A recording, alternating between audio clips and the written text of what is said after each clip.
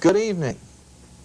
For the next 30 minutes, we promise you some of the most imaginative television entertainment that you've ever seen. Don't touch your dial. This is CINEKYD Theater.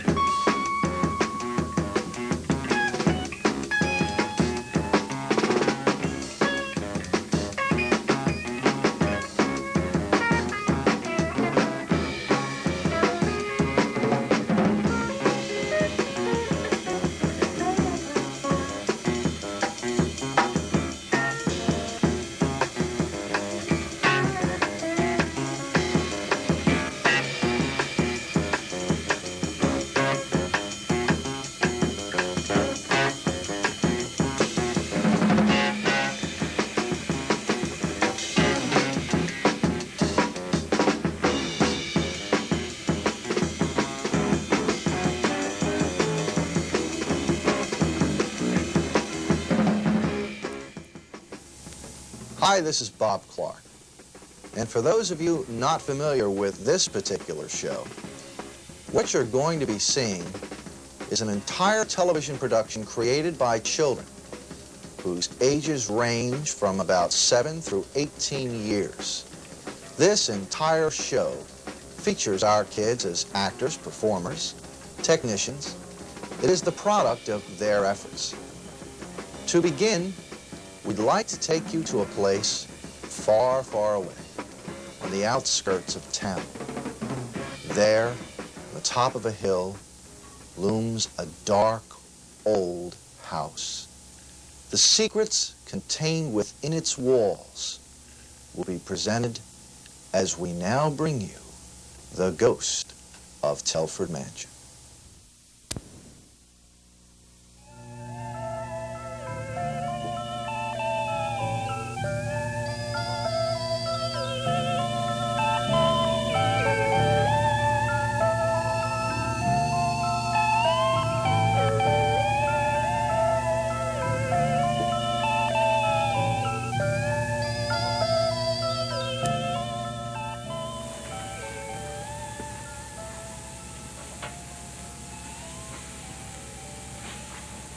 Good morning. Did you sleep well? Guess not. Do either of you want any breakfast? I don't think either of us are very hungry right now, Faith. John, what did you decide to do? I don't know. I mean, this house is legally ours, right? But I have a responsibility to my brother. And if anything would happen to him, or me for that matter, I don't know. That's a shame. I don't think you should just give up. Yeah, and I want to stay here. Yes, Winston will get it. Good morning to one and all. He's harmless. You sure about that? No. I'm not sure about anything anymore. Mr. Cromwell, coffee will be ready in a moment. Good morning. I didn't sleep well at all last night. Is your car fixed yet? Yes, it is. Funny thing, though, my mechanic says it has been tampered with. Have you had any kind of vandalism around here lately? No, not that I know of. John, I'm sorry to have gotten you off to a rocky start. Maybe things are better off that way anyhow. I don't know if this would be the right kind of place for Bobby and me to live. Speak for yourself. I want to live here. Yeah, we know that, Bobby. John, this place is legally yours. Reconsider. Give it a few more days. A few more days in this place? I don't know, Mr. Cromwell. John, I really wish you would consider staying. Yeah, I can make it, you can make it. Bobby, it's not a matter of sticking it out. I mean, between Winston and Aunt Zelda and that handyman, whatever happened to the mayor's son? And them two little girls that were here doing that book report? I don't know.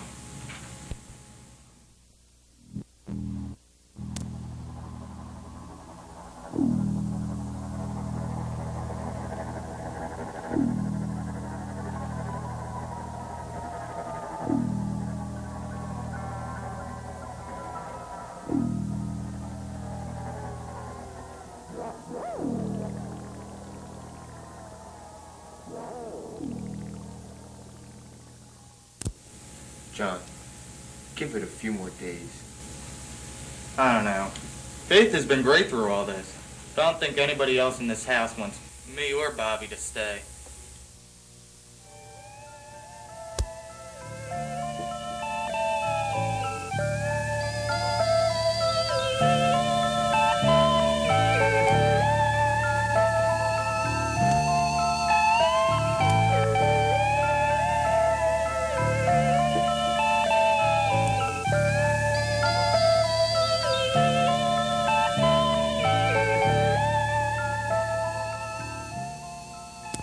And now for something completely different.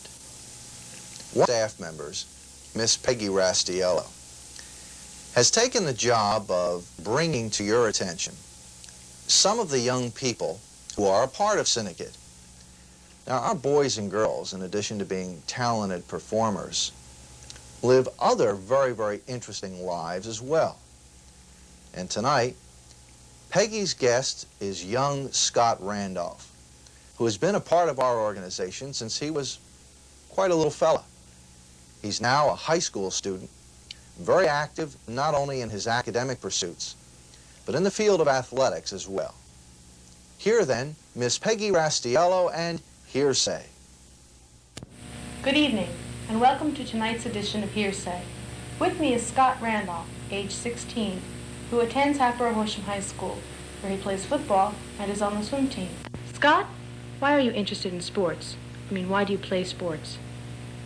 Well, I think I'm interested more for like the fun and the involvement of doing something I feel is fun to me, and I like the enthusiasm of going out on the field and You like to win. and like to win. Yeah, You obviously are very team-oriented. What do you get from playing on a team? to work with people and how to get along. Mm-hmm. You get to learn the dedication of being on a team, and you get, how do I want to put it? You get to feel that you have a responsibility, not just to yourself, but to somebody else. Mm-hmm. Like if you miss out, you're not just going to hurt yourself, you're going to hurt somebody else also. And like it's a team effort, everybody has to join in, and it's kind of the satisfaction of, doing something as a whole. Do you feel that what you've learned from sports has helped you at all in your personal life?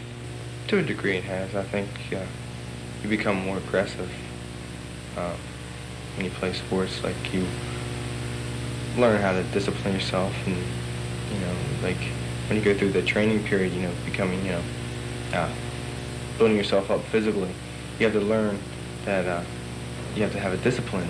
Mm-hmm. It's like if you stop your sport and you go home, like if you want to exercise, you have the discipline to go out and do something, or you have the discipline to do something else you want to do. So you learn discipline when you play a sport. Sure. Why do you swim? For how long have you been swimming?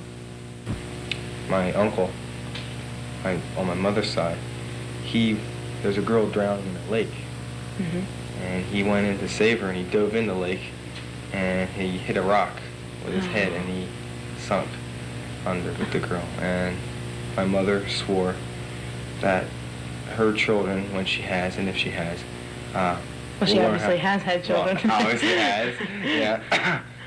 And they will learn how to swim.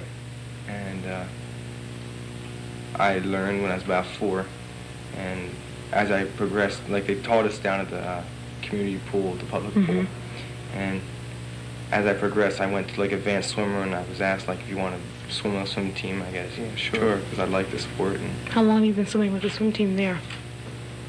I think I started about 75, I think it was, and I swam in 76, 77. I think it's the last time I swam there. And how long have you been on the swim team at Hatboro Horsham? My first year.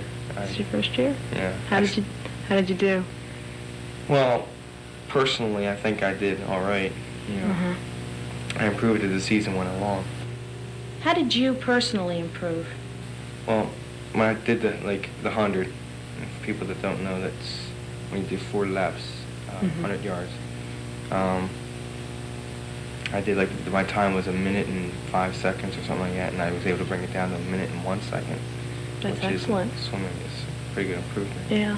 And then I was able to see the difference in my past years. Like when I stopped swimming for the half or pool, I was doing 19 seconds for one way, 25 yards, and now I'm doing 11. It's totally different. That's a big improvement.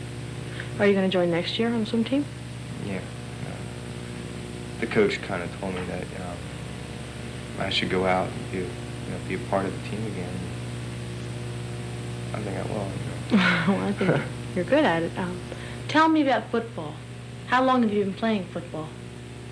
When I was in 7th grade, the gym teacher, he told us, who wants to go out for football next year, and a couple of people said all right, and I had a friend that said, go on out. And I decided to see what it's like because he had a couple of drills that they do at the junior high, and I tried the drills and I liked it, and I thought, hey, this could be pretty fun. So I went out and I liked it, and I kept going, and I still like it. What do you play? What positions do you play? Well, I play guard for offense, and I play linebacker for defense. What do you think about when you're practicing? What do you get from practice? Well, practice prepares you for the game. And usually when you're right in this middle of the season, you have your practice, and then you have a game within a week. It goes with a week at time. So you'll be practicing for a week, have a game on a Saturday. Practice for another week, have a game on another Saturday, and so on. So your practice is literally prepared for the game. And when you go through the practices, sometimes you wonder why you're doing it in the midst of it, because you get pretty tired. And but after the practice, you feel good that I made it through this practice, and I feel good. Well, what do you practice? Or when you do the drills, what do you do? Well, they are designed to prepare you in the game. Okay. Every play in a game takes 7 seconds, and what the drills do for you is they prepare you to play 7 seconds real hard at your hardest, and then you stop, go in the huddle, and the huddle is like a little rest period, and you rest there for a couple of minutes, and then you go back out and you go for another 7 seconds real hard. Now you get some plays, 15, but they say 7 seconds is an average. Do you think the stop and go adds to the excitement? It makes it fun. Do you review tapes or anything? How do you review? What we do is we have a game Saturday, not Monday. We'll get a film and look at it and see our mistakes, and coach will stop the film and point out, look, you shouldn't have done that, you did that real good, or he'll point out the good and the bad points, which is not like that. But I played JV, and JV doesn't really get the film too much because don't get to see the film too much, because usually on the films they are playing a JV game. Right. So, but I will be seeing it a lot more this year. What for you was your best season so far? It would have to be this year, because this year the whole attitude was different. Well, it was different. You won the Bucksmont championships, but I was not used to winning attitude. I felt that I played a lot better because of the attitude, and physically I felt a lot better also. I felt I can almost do anything. Well, what do you do fitness. in the summertime? What do you do? How do you keep yourself in shape year round? Isn't that a problem? We have to lift weights. Well, you don't have to, but it's advised that you do. And in the summer, I lifted a lot of weights. And we also have a thing called agility drills. That's to keep your balance and keep you, quick, and it's also to keep you breathing, so you get a proper, breath control, also your heart control. And we do this kind of drills over the summer, and it's all preparation. Do you go to football camp? Yeah. How long do you spend in football camp? Okay, we spend 1 week there, and we practice about 8 hours a day. That's long. And we go to bed about. We're supposed to be asleep by. Notice how it says we're supposed to be. We're supposed to be asleep by 11, and we get up like about 6 or so, and have our breakfast, and then practice between meals, and that includes after dinner. Huh. Do you enjoy football camp? Do you get a lot out of it? I enjoyed it, but. Was this your first year for it, or have you gone before? Well, yeah, this is my first year. Do you think it contributed to your season at all, the way you played? Well, you do You do contribute. Because like what they have is a JV team's varsity. Mm-hmm. You know, like the JV will be like the second team. If you have the number 1 varsity offense playing the number 1 JV defense, is basically what you have.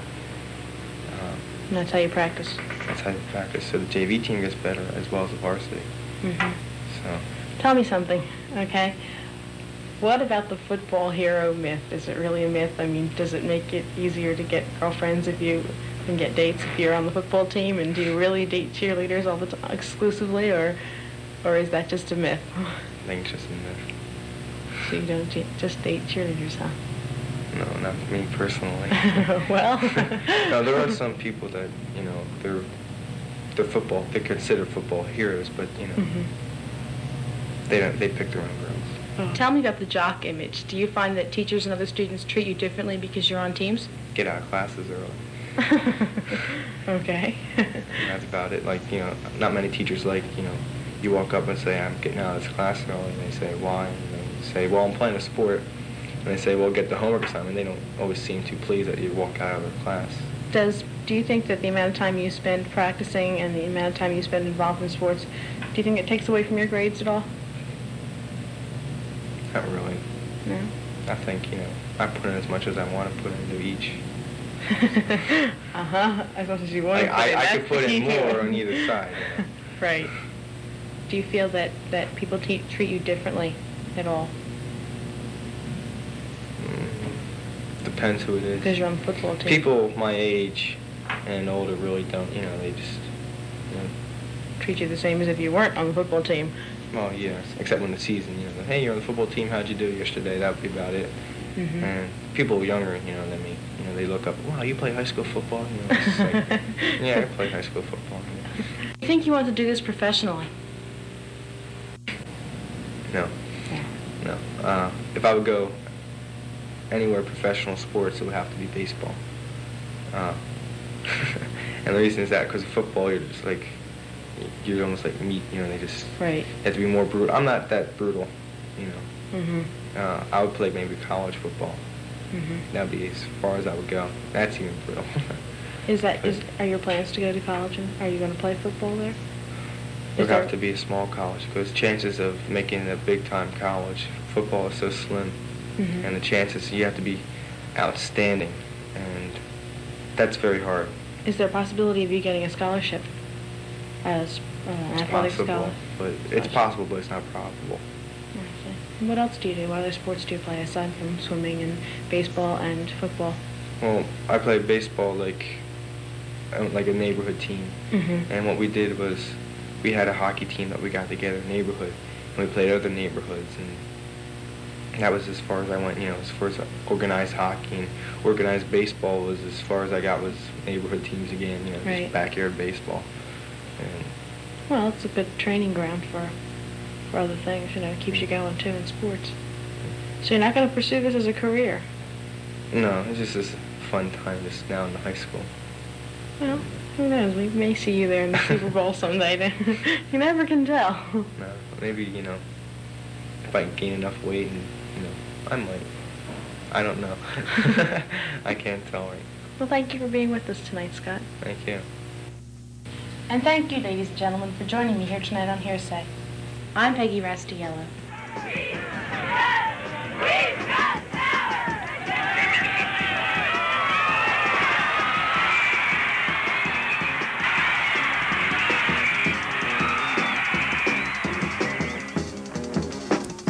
And now, ladies and gentlemen, boys and girls, we take you to a place not found on every map. A land where strange things become reality, where little people are an integral part of Uncle Flywheel's workshop.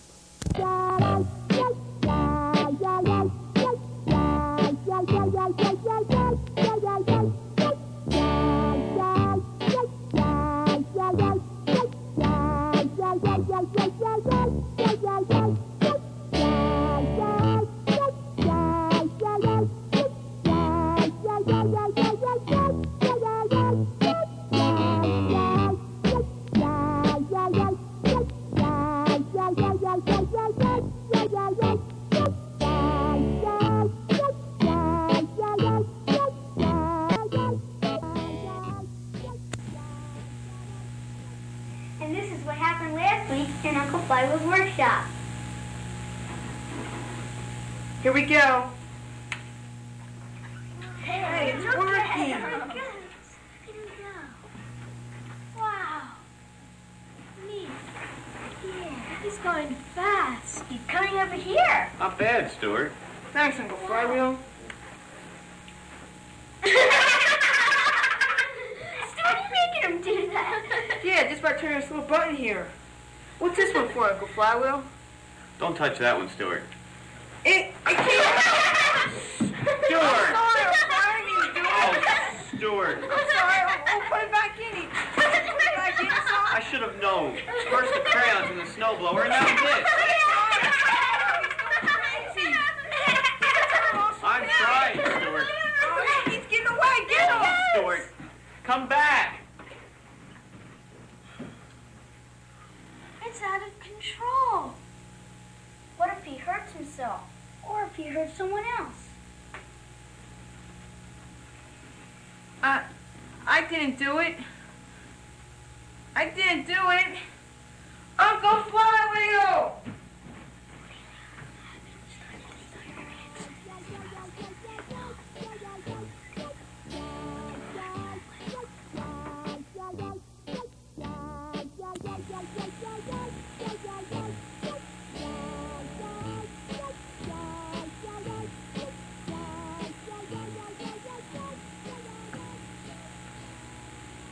Uh-oh. Here they come. All of them? All of them. Do you think Uncle Flywheel just might be mad? Wouldn't you be?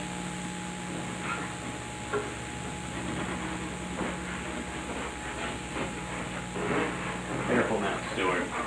Okay. Prop him up against the wall.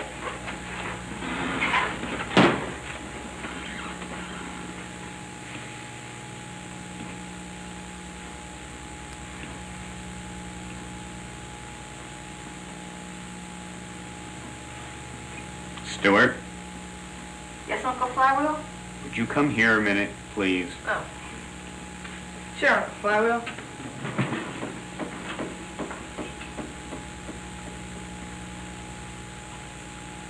Nice day for a walk, wasn't it? No, I guess it wasn't. Why don't I take out the trash? Why don't you sit down, Stuart? All right.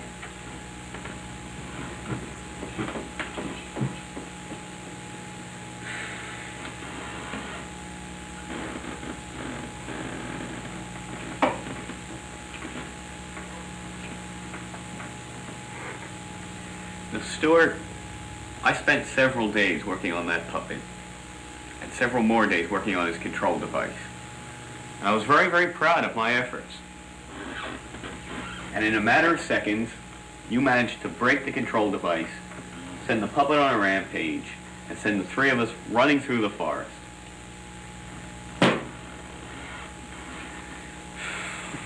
I don't know what I'm going to do with you, Stuart. Why don't you send him up to his room without any supper? Why don't you spank him? Yeah! I'm sorry, Uncle Flywheel. I really didn't mean to do it. It's just that sometimes I get so carried away. I always mess up. And I didn't mean to break it. And whatever you decide to do to me is all right by me.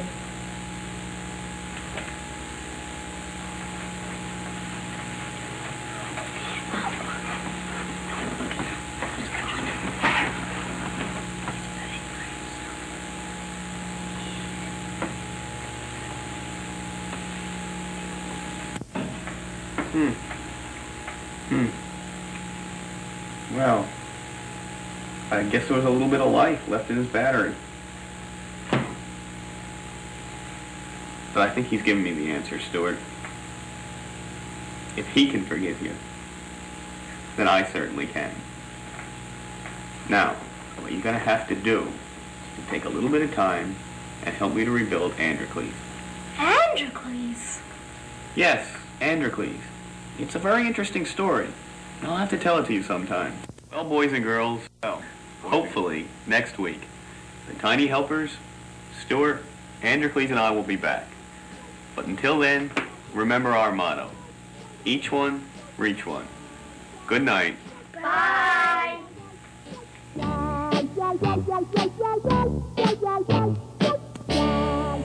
Hi, boys and girls. This is Stuart. Don't forget, we still have copies of our Uncle Flywheel coloring book, which you can get absolutely free. They have pictures of Uncle Flywheel, the Tiny Helpers, and of course me. These books are absolutely free, and you can get them by calling 659-4696. The number again is 659-4696. And don't forget to watch us next week on CINEKYD Theater. I'll be seeing you.